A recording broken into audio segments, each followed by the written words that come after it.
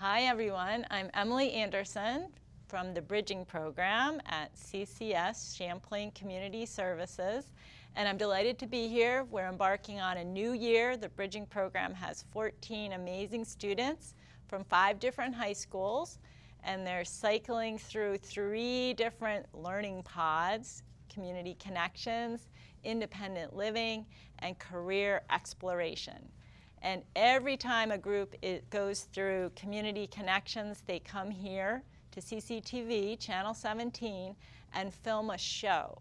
And so we're kicking off this year with a tour of CCTV, the creation of a show right now, and a little challenge that I have for them for their shows this year. And that is the Good Citizen Challenge. And so I'm here today, we are here today, with Kathy Resmer, the woman who created the Good Citizen Challenge. Oh, thank you so much for bringing me here, Emily. I'm Kathy Resmer. I'm the deputy publisher of 7 Days and executive editor of Kids Vermont. And I appreciate that you said I created the challenge, but in fact, I had a lot of help from our team of folks, designers and folks. Cool. I'm actually here today with 9 co-hosts, and I'm going to call the first co-host, and the co-hosts have some great questions for Kathy, and I'm going to call the first one up. My name's Edward. Hello, Jeffrey. Hi. How you discover your job? Sorry? Discovered your Describe. job. Describe your job. How did I discover my job? Yeah. Good question. Are you talking just specifically about the Good Citizen Challenge? Yes. Yes. So I came up with this idea. So Kids Vermont, our parenting publication, we have a few contests in Kids Vermont. One of them is a coloring contest. Kids can color, picture, and they send it in to us every month.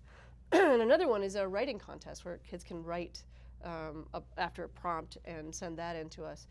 And a couple summers ago, I was thinking about America and democracy and how I was reading a book called The Vanishing American Adult by Ben Sasse. He's a conservative Nebraska senator.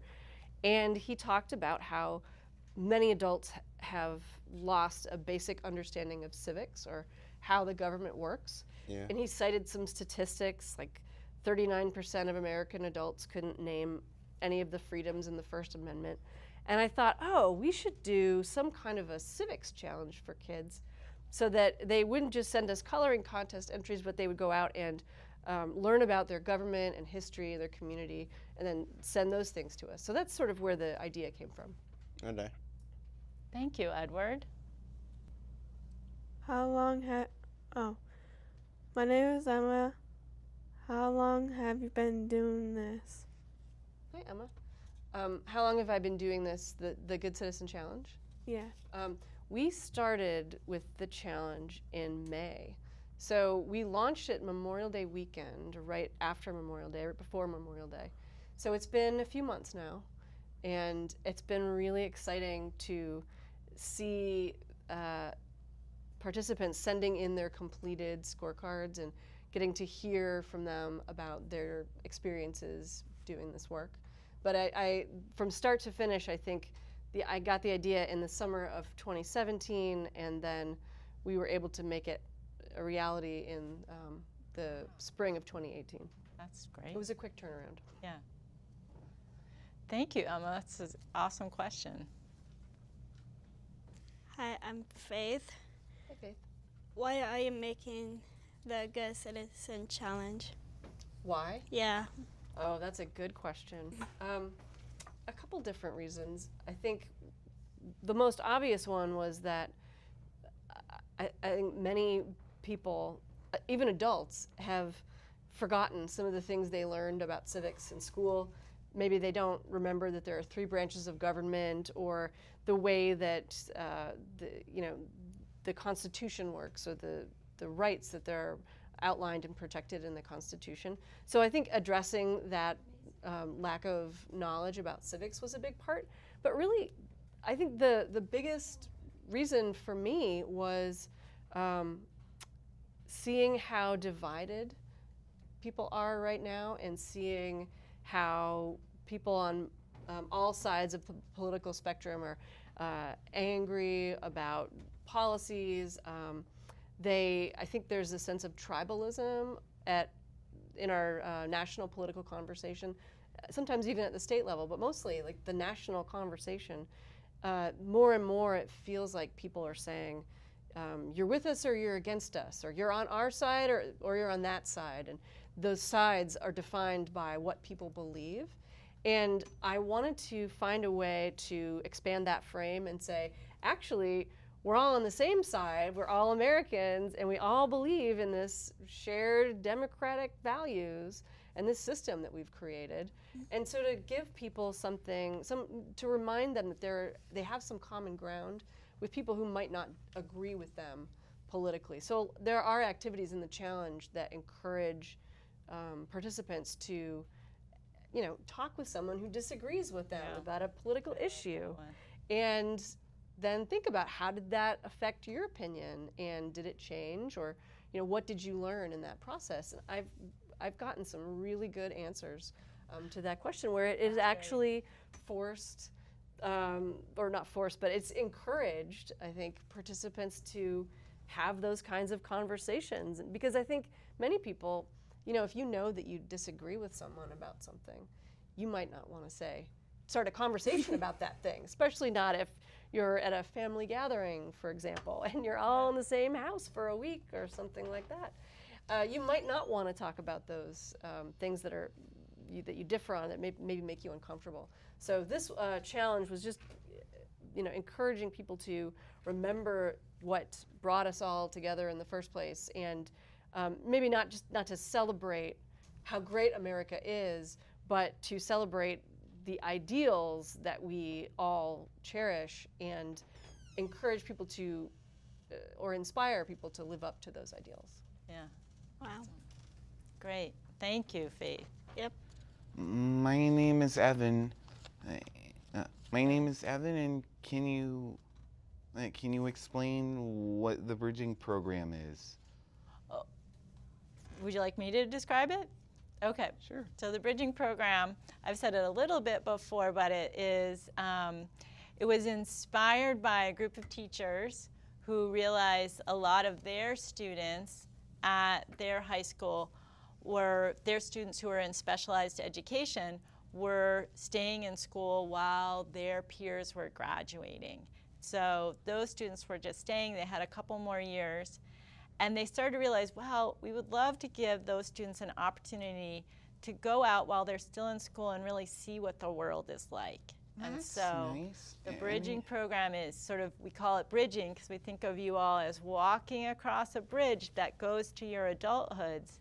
And we want to create a safe environment where you start to learn what's across the bridge and know eventually you'll be across the bridge and we'll be going back to the school or other places. So Pretty cool. a way to get you out in the community and meet people like Kathy, meet people like Megan and others at CCTV, so that you know them when in your adult lives.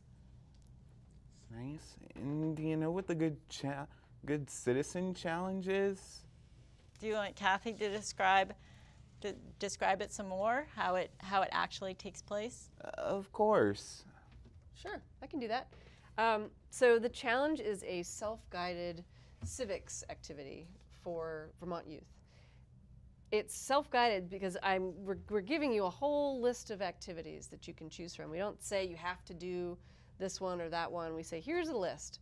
Here are some categories, such as history, government, creativity, media literacy, community, advocacy, all these different categories, and we say you have to do a few questions in each category, and so, or a few activities in each category, and then you can choose which activities you want to do.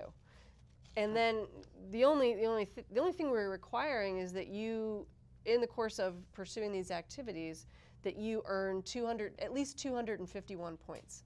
So 251 is actually the number of towns in Vermont. And so we are hoping that you will earn the number of points, the number of towns in Vermont, And then you will send us your completed scorecard and proof of your work. And then we will send you a Good Citizen sticker. I have some pocket constitutions from Phoenix Books that we're sending folks. Also, a Good Citizen medal. And the first 100 participants to finish get a free Good Citizen t-shirt.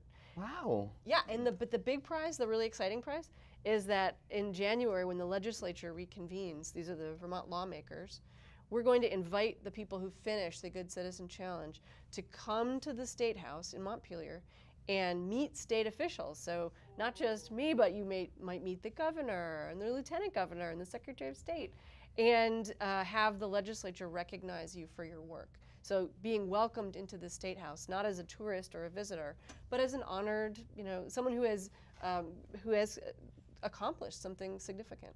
So that is the real hope with this challenge, is that it encourages participants to feel like they have a role to play in our community.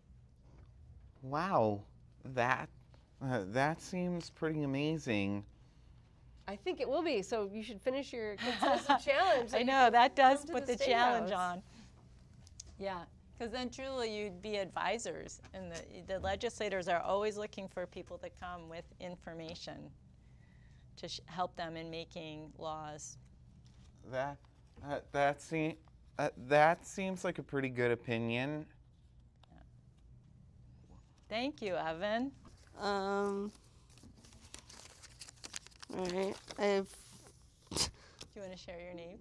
I'm Kate, Hi, Kate. and I have 2 questions. First of all, how does the challenge take Good Citizen? How long? How long does the challenge take? And did you take the challenge? Oh, good question. Yes. So the challenge doesn't have to take that long. It can take as long as you want it to, really. I'll give you an example. My kids actually did it pretty quickly. I have two children. My son is 12 and my daughter is 10. Yeah. They both completed the challenge. My daughter sort of worked on it really studiously for like a couple months.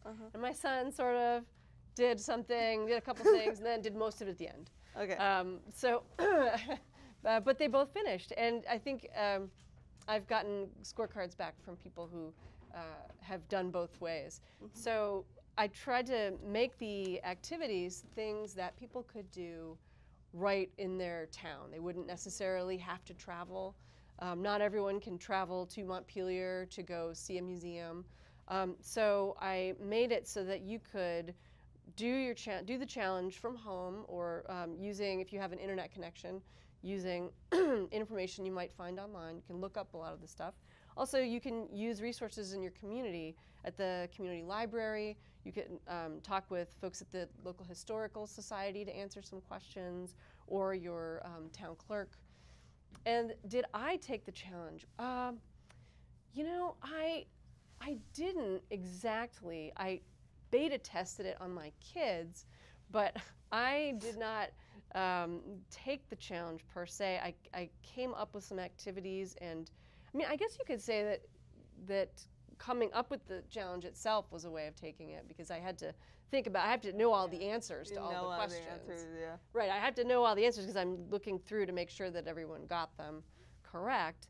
But many of the activities are things I have done, like talking to elected officials, interviewing a senior citizen about their childhood, talking to a veteran about their community, or about their military service. Those are all things that I've done. Donating to a local food shelf, things like that. Writing a poem about America. I think I did write a poem about America once in college. That's 30 points. Hey, oh, and memorizing the Gettysburg Address, which I did do when I was in 6th grade. So I know it's possible. You mean you can, what is it? You could get some past experience. You know, you can sort of say, in the course of my lifetime. Well, you can't, actually. We made it so that all of the activities you have to do between, I think, April 15th and October 9th. So Yeah. you can't say, oh, I went to the State House Yeah. once, check, 5 points. No. No. You have to actually do the things during the challenge period. But I tried not to make any of the activities too hard so that you wouldn't be able to Right. do them. But what I meant is the Gettysburg Address. I do know from personal experience that it is possible in a short length of time to memorize that short and I very think important speech. Emily was surprised because one of my birthing members was Maisie, right? Sadie, Sadie did the Declaration of Independence. she's written out, and she may share some more. We'll ask her when she comes up. Yeah. Co-host. I took the challenge in that I got so excited about this. I perform at a open mic once a month, and I always try to do something really different. So I presented the Good Citizen Challenge, and recited the Gettysburg Oh, you Address, did? which I Wow. memorized. Yeah. And that was really fun to do. And then I was going to share. It was fun to really go through this and think, well, what would I really like to do, and what haven't I done at all? And that it is a challenge. Just to read it is challenging. Not that it's hard to read, but it makes you think. It was tough because in middle school one time, I took the Good Citizen Challenge myself, and they said to us, my history teacher said to me, you have to write a report on Abraham Lincoln. I'm like, ugh. And then I said to myself, Abraham was good, and then I could write about like. Yeah, there's a lot of material there. No shortage. God. Thank you, Kate, for your great questions. Thanks, Kate.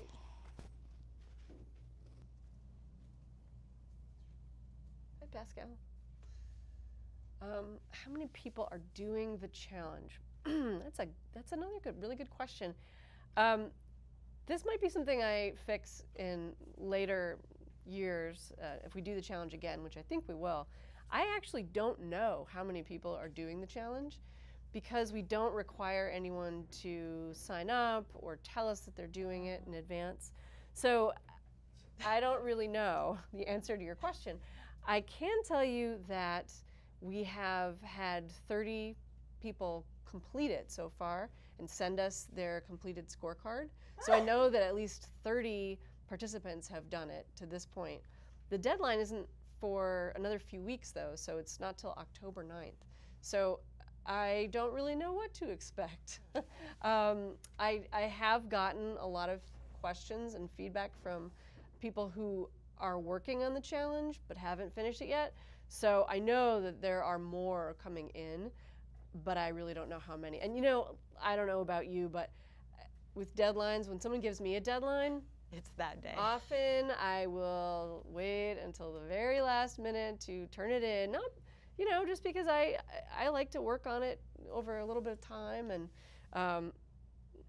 I know that there are other people out there who are doing that as well. So we will It'll be see. interesting to see how many come in right at the end. Yeah, I mean, honestly, I was hoping we get, I was just thinking, what would it be successful, I guess, if maybe 50 people did it? I think we're going to get there. Yeah. I know some teachers who are doing it and tell me they haven't finished, their classes haven't finished it yet, so fingers Oh yeah, crossed. so that could be classes of students. Yeah. Yeah. I bet you'll get 100. Yeah, I hope so.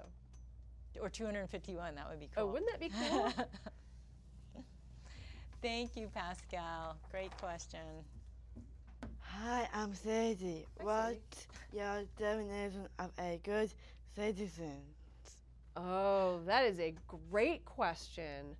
What is my definition of a good citizen? Well, gosh, I'm going to first tell you that's one of the questions on the challenge. Each participant is supposed to answer the question, what does being a good citizen mean to you? And I think the way we laid out the challenge, not everyone has answered that question, but I've gotten a lot of answers. And they usually involve things like helping people and being responsible for your actions, knowing the rules in the society, knowing what the laws are, speaking up when you see something happening that you don't like or that you think is wrong. I think, personally, I think being a good citizen is a lot about, when you think about democracy, there's a question on the beginning, or an activity on the challenge. People can go to see the democracy sculpture on Church Street, which is it's like a jigsaw puzzle. Someone has made a jigsaw puzzle and it says democracy, and all the pieces are lined up, but one of the pieces is off to the side, and you can't actually put the democracy, in order for it to work, you have to put it together. You have to do a little work for yourself, In order for democracy to work, everyone has to get involved and take responsibility and be an informed citizen and know what's going on. I think, and to, volunteer your time if you can, or at least to, be involved in some way in your community, whether that's just helping your neighbors. Maybe you have an elderly neighbor and you shovel their sidewalk.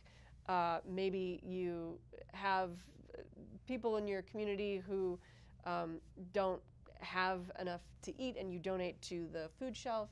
I think helping and taking care of folks in your community is a really important aspect, but also just, being informed and learning about the issues and why they matter, and contributing to that discussion by voting and also by speaking up when it's appropriate. Yes. That's a great question. That is a really good question. So Sadie is a real history buff. Yes. And can I share when you brought in that really great folder? Yes, please. We were doing show and tell, and we got to the end of the day, and we hadn't gotten to that part. And Sadie had brought this folder. She was a little sad because we hadn't gotten to it, so I said, can I keep the folder to ensure that we do it the next time? And she said, yes. And then later that day, I thought I should look in the folder and see what's there. And I was so surprised because what did I find? I love to write. She listened to it. And what had you written? Decades of Independence and the Constitution. And the oath. The oath, the presidential oath. And so I was so amazed. It was so beautiful, this nicely handwritten documents. It was just really beautiful to see. I had no idea what to expect was in that folder. And then I thought, oh, great. We have a good citizen right here in our group. Yes. Thank you, Sadie. You're welcome. Oh, My no, name wait. is Noah. Noah, can you give us some stories about good citizens? Good citizens, yeah. Like stories. And I think they might use some of the material that you sent us. Oh, Put that yeah. Oh, cool. Oh, on the TV screen. Sure. I have really enjoyed seeing pictures of, I've seen a few pictures of students picking up trash by the roadside. That's an activity in the challenge. Also, I got one picture of, there's a class in Salisbury, in the Salisbury Common School, a class of 4th and 5th graders who's been doing the challenge. And they picked up trash by the roadside. They also interviewed one of their local select board members.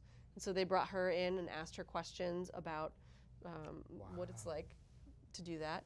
And we've gotten a lot of photos of kids going to historic sites, visiting sites on the Vermont Civil War Heritage Trail and the African American Heritage Trail in Vermont, as well as the State House, places like that.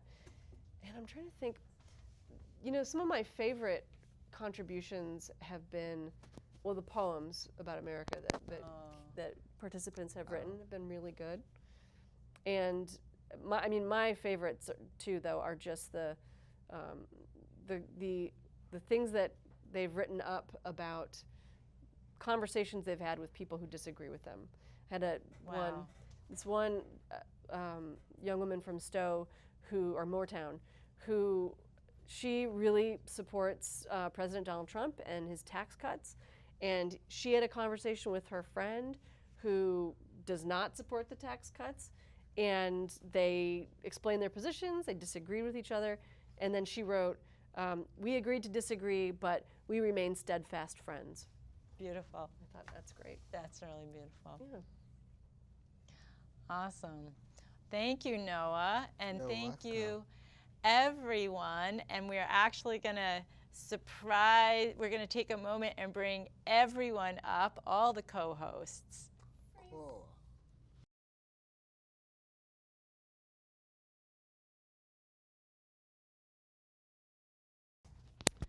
Thank you, everyone. Thank you. Thank you. Great job. If you want to say bye, we'll say bye to the audience, the viewing audience. And thank you, Kathy, for a great explanation of the Citizen Challenge. Oh, I had a question. And my final question is, Kathy, what challenge do you have for the bridging program? Oh, wow. I challenged the bridging program to finish the Good Citizen Challenge. That's a good challenge. I agree. Thank you. Thank you, you for everyone.